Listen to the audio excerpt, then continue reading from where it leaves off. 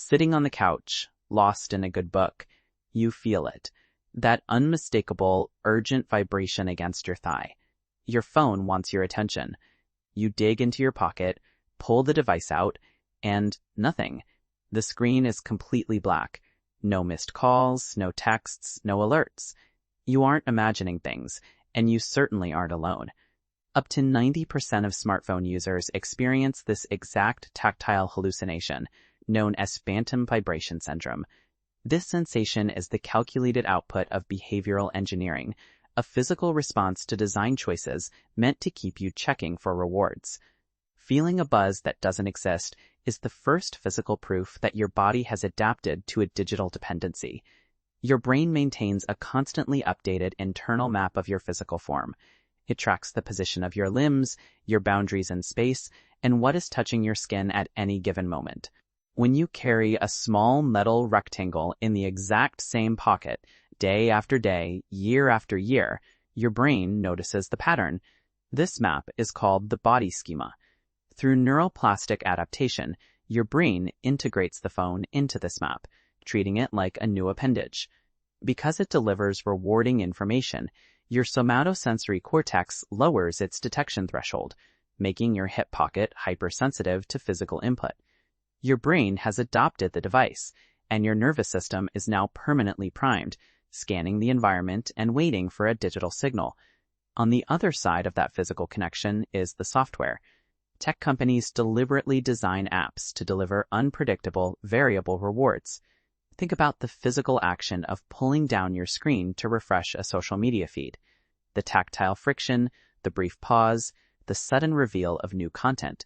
It mirrors the exact mechanics of a casino slot machine. Then there is the visual prompt.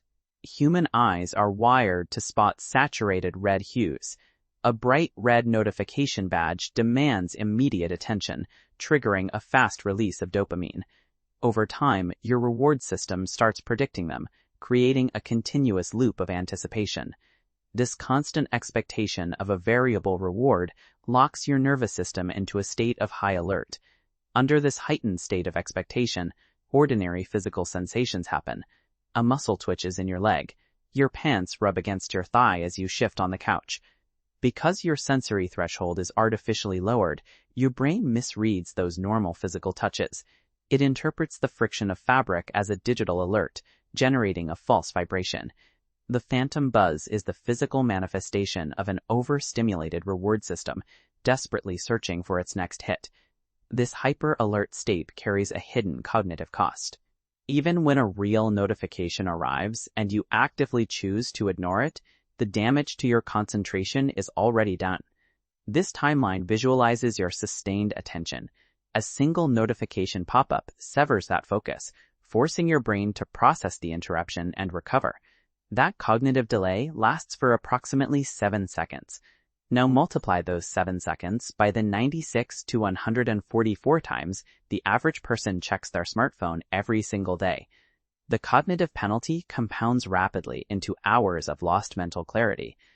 When your brain is forced to recover from these interruptions nearly 100 times a day, it begins to optimize for rapid task switching, making it increasingly difficult to return to a state of sustained, deep focus.